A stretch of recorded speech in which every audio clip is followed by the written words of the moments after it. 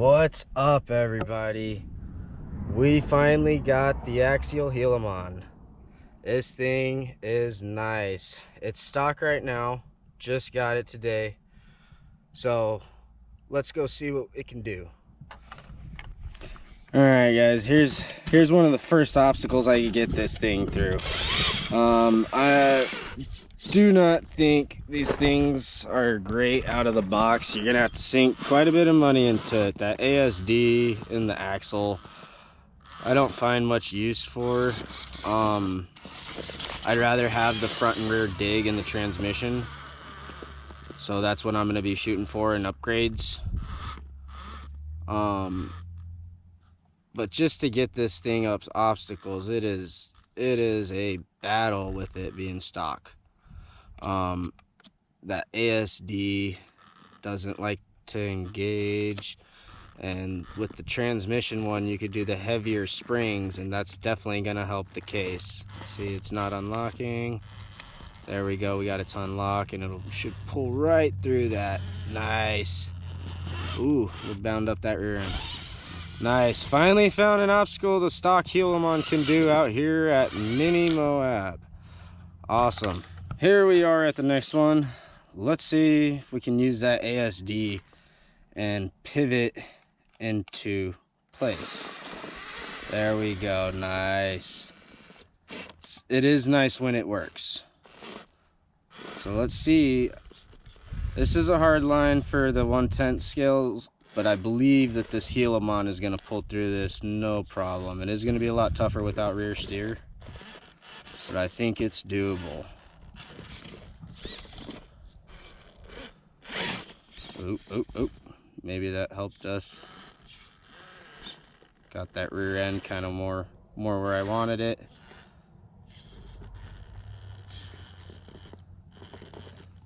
See, this is where we really could use front dig to get that front end up over that. I'm gonna drive into the wall, bring the front end up. All right, let's lock our ASD. No, I think it's gonna pivot without the ASD. Ooh. Okay, let's use our ASD. Oh. Yep, we're gonna lose it.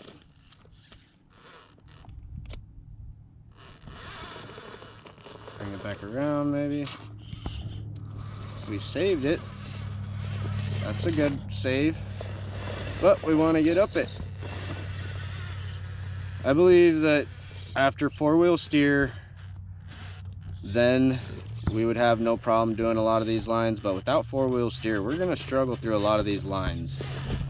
I'm basically here to determine how well this thing will perform stock out here in the Arizona rocks. And so far, wrong side, it's not locking. There, oh. So far, not well. We just slid on over to the next one. So how about we discuss the list of parts I am going to be putting on this thing. I've definitely got to do four-wheel steer.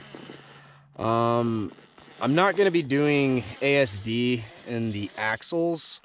I'm going to settle for it in the transmission because I'd rather have front and rear dig. I feel that more useful. But aside from four-wheel steer and front and rear dig, we are going to add a suck down winch to the front at least, maybe the rear sometime, but definitely the front. Might have to look into some of the suspension options that is available for the Gilamon at these length shocks. Really need to get that rear end over more. See, a lot of these lines are difficult without rear steer. And that excessive overdrive is putting us in a bind. Okay, let's see if we can snake that rear end over. There we go. Let's use the ASD. Maybe. Come on, engage. It does not want to engage. If I could just get that passenger rear ASD to engage. There it goes. Swing that right over. Nope, just dropped out of it.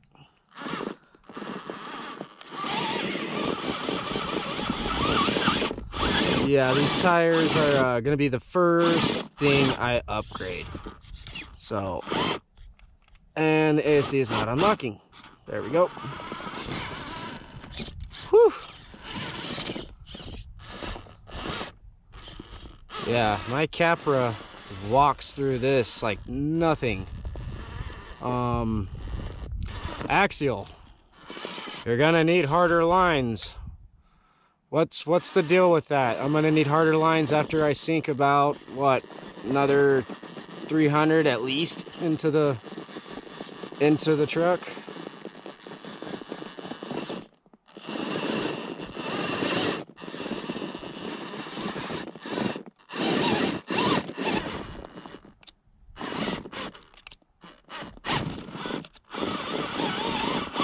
I can't even get that front. Oh, she doesn't like the reverse like that. She definitely doesn't like, oh. And we hit cutoff. I've lost throttle. All right, we'll be back.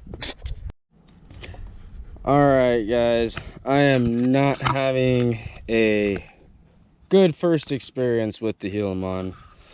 Aside from the tires, when our motor cut out on that obstacle a while ago, our ESC is really toasty. I mean, I put my finger on it for a second. If I hold it longer than that, I'm gonna wind up with a blister. So, to avoid this thing catching fire, I think we're gonna let it cool down. We're gonna possibly come play over here on some of these other buggy lines for tiny bit, but I think it's heating up too bad that I'm worried about it catching fire. I've seen a couple posts of the ESCs catching fire on these Gilamons, and it is like 102 degrees, 102 to 100 degrees out here in Arizona right now, so we'll give it a minute. All right, after letting the ESC cool down a bit in the shade, we're gonna give it another run, see if we can get a couple more obstacles accomplished here. And while we were sitting there letting it cool down, we were doing some thinking. Doing some thinking myself, and well, earlier I said $300, but no, it's another $500 or more, depending on the electronics you want to use to sink into this thing to be able to make it perform right out of the box. Right out of the box, it just doesn't perform well. Could definitely use a suck down winch. That front suspension likes to unload. Tires.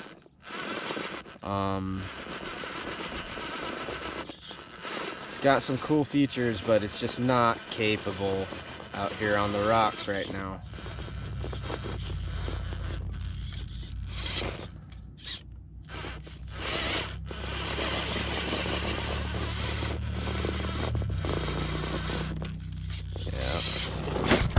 And drag brake, let go. Toss it back up there. All right, give it one more shot.